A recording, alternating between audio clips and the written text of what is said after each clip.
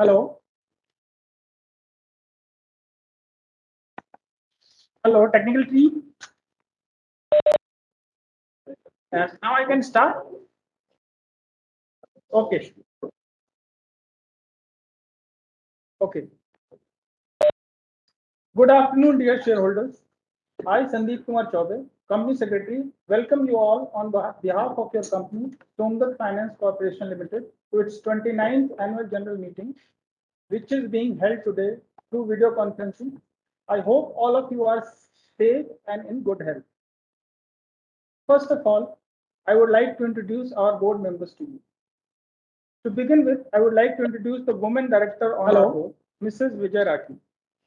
Mrs. Vijay Rathi is the managing director of the company. She is also a member of the audit committee and a stakeholder relationship committee of the company. Mrs. Rathi is also one of the promoters of the company. Mrs. Rathi is participating in this AGM from Gurugram. Next to Mrs. Vijay Rathi, towards her right side, is Mr. Kuldeep Singh Rathi. Hello. Mr. Kuldeep Singh Rathi is non-executive, non-independent director of the company. He is also a member of the nomination and remuneration committee and a stakeholder relationship committee of your company. Mr. Rathi is also one of the promoters of the company. And Mr. Rathi is participating in this AGM from. First of all, I would like to introduce next to Mr. Kuldeep Singh Rathi towards his right side. To begin with, I would like to introduce the woman director. Hello. Mr. Harjeet Kumar Malhotra is an independent director of the company. He is also the chairman of the audit committee, nomination and remuneration committee, and a stakeholder relationship committee of the company. We also have with us Mr. Rajveer Singh Chillar, who is an independent director of the company. He is also a member of the audit committee and nomination and remuneration committee of the company. Mr. Chillar is participating in this AGM through VC. Besides the board of directors, we also have with us Ms. Shraddha Talwar as the representative of our statutory auditors, Messrs. DS Talwar and Company, who is participating in this AGM from Gurugram.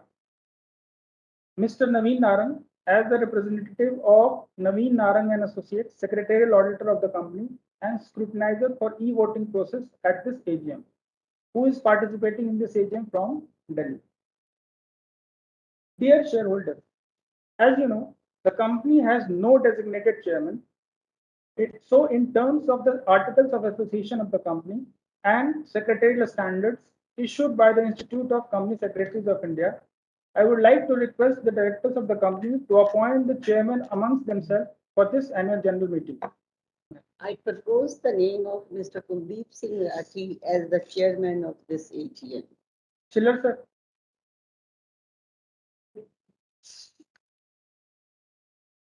Volume. Sir, you are mute, Mr. Chillar.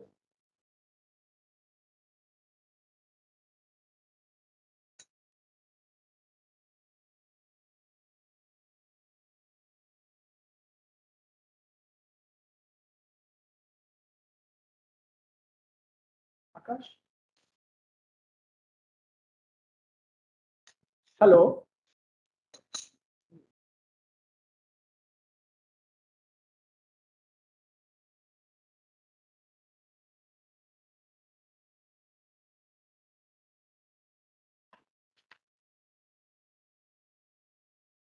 Chillar, sir, are you able to hear us? Sir, volume. Kindly increase your volume. Hello.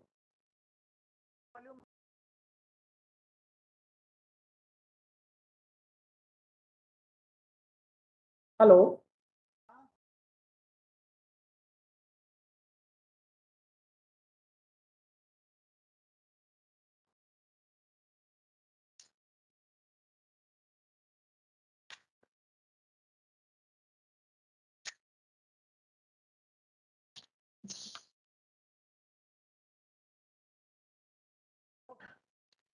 Hear me?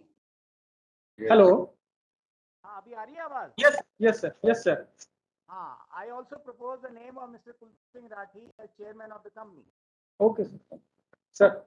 I also propose the name of Mr. Kuldeep Singh Rathi as the chairman of this AGM.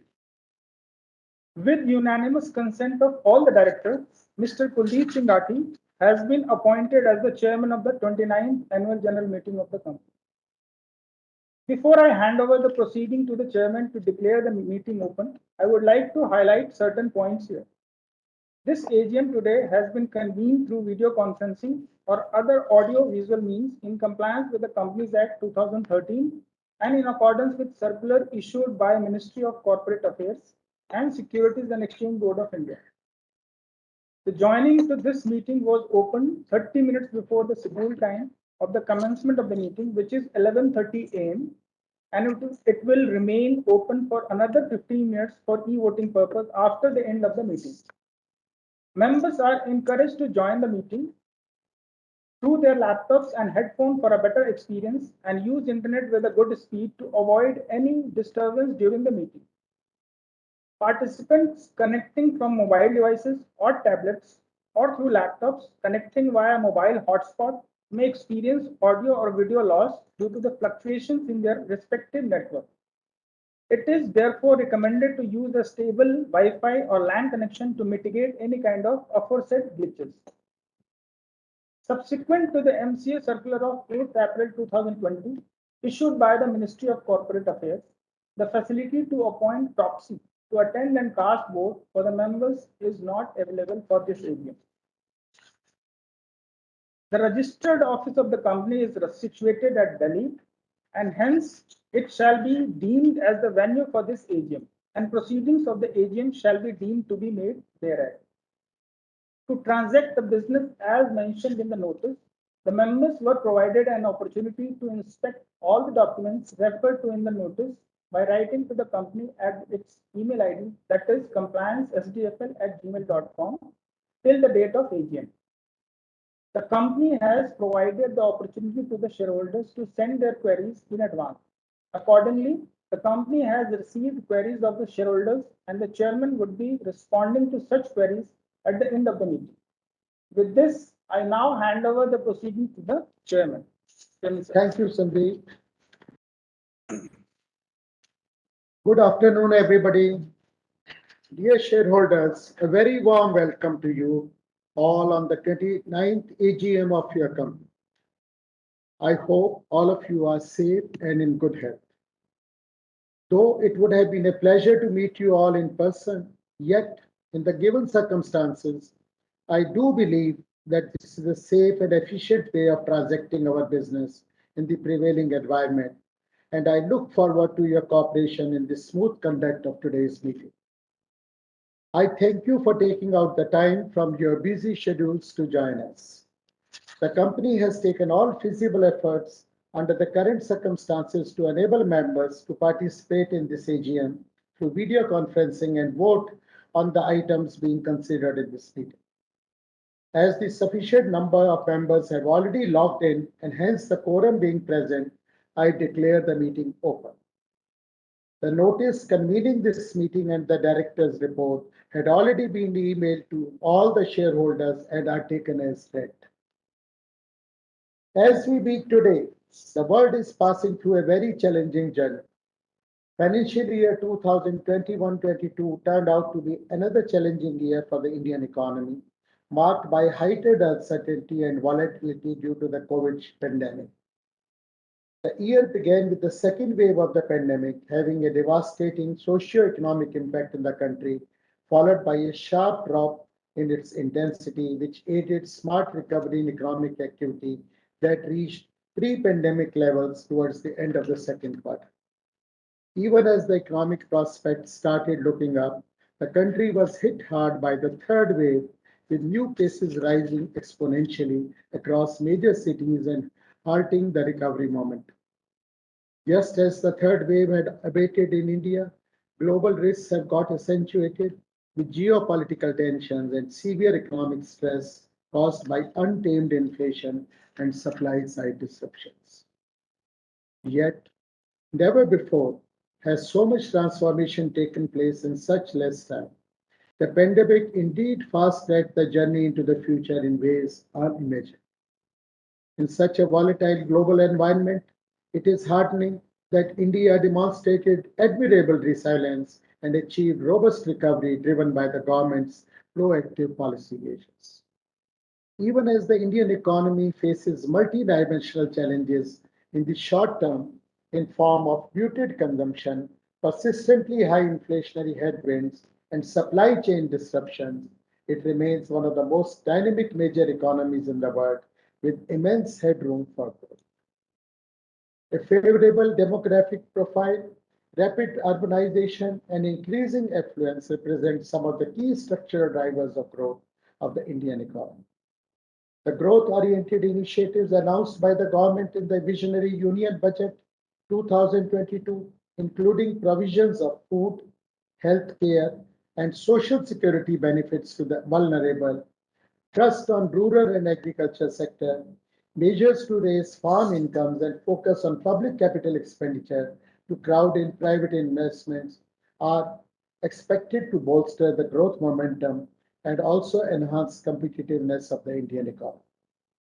While there are near-term challenges, your company is optimistic about the prospects of the Indian economy. Despite these challenges, during the year under review, your company generated total income of rupees 539.26 lakhs as against rupees 537.02 lakhs in the previous year. Net profit after tax for the year under review was rupees 384.03 lakhs as compared to rupees 442.77 lakhs in the previous year. We remain positive on the economy and financial markets and continue to look for investment opportunities in line with our investment framework principles. Before I conclude, I would like to express my gratitude to all the employees, board members, and all other stakeholders for their support, continuous guidance, and cooperation throughout this journey. With this, now I hand over to the company secretary. Thank you, sir. I now request our statutory auditors to read out the auditor's report for the benefit of shareholders. Thank you, Sanjay. In the interest of time, I will be reading the last line of the opinion paragraph of our audit report. We have audited the accompanying financial statements of Somdutt Finance Corporation Limited. In our opinion, the financial statements give a true and fair view in conformity with the prescribed Indian accounting standards and other accounting principles generally accepted in India. Of the state of affairs of the company as at 31st March 22, the profit and the total comprehensive income, changes in equity, and its cash flows for the year ended on that date. Thank you. Thank you, ma'am.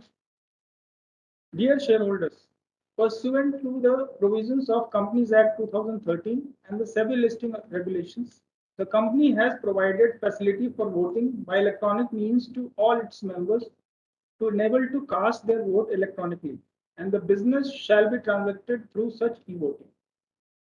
For the purpose, the company has tied up with the e-voting system of National Securities Depository Limited for facilitating voting through electronic means as the authorized agency. The company provided remote e-voting facility from 9th of August 2022 to 11th August 2022 to all the persons who were member on 5th August 2022, being the cut-off date to vote on the following 5 resolutions. Item number 1, to receive, consider, and adopt the audited financial statement of the company for the financial year ended on March 31st, 2022, and the reports of the board and the auditors thereon. Resolved that financial statement of the company for the financial year ended on March 31, 2022, and the report of board of directors and the auditors thereon be and are hereby approved. Item number 2, to appoint a director in place of Mr. Kuldeep Singh Rathi, DIN 000411032, who retires by rotation and, being eligible, offers himself for reappointment.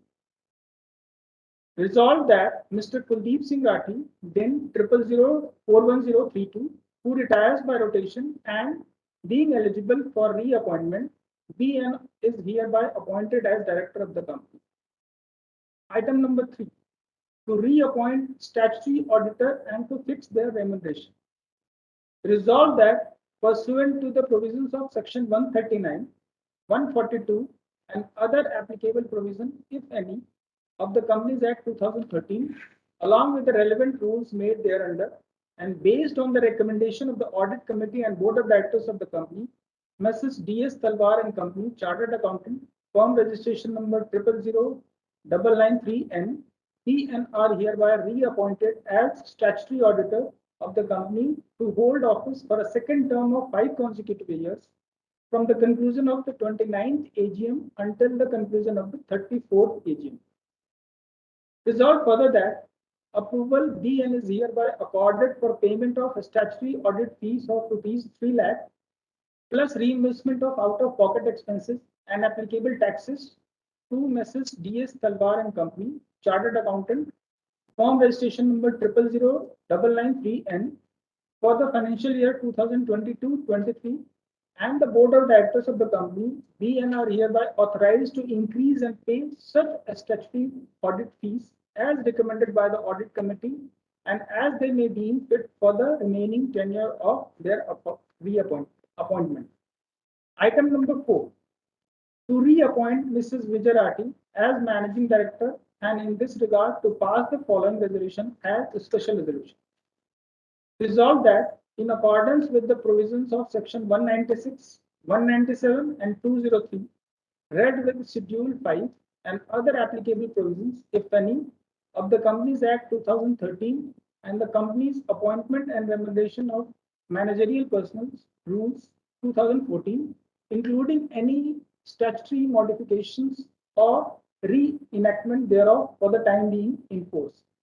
Approval of the members be and is hereby accorded to reappoint Mrs. Vijayarati, DIN 00042731, as Managing Director of the company for a period of 5 years on expiry of her present term, that is with effect from December 27, 2022, on the terms and conditions including remuneration as set out in the statement annexed to the notice convening this meeting, with liberty to the Board of Directors, including its committee thereof, to alter and vary the terms and conditions of the said reappointment and or remuneration as it may deem fit and as may be acceptable to Mrs. Vijayarati, subject to the same not exceeding the limit specified under Schedule 5 of the Companies Act 2013 or any statutory modification or reenactment thereof.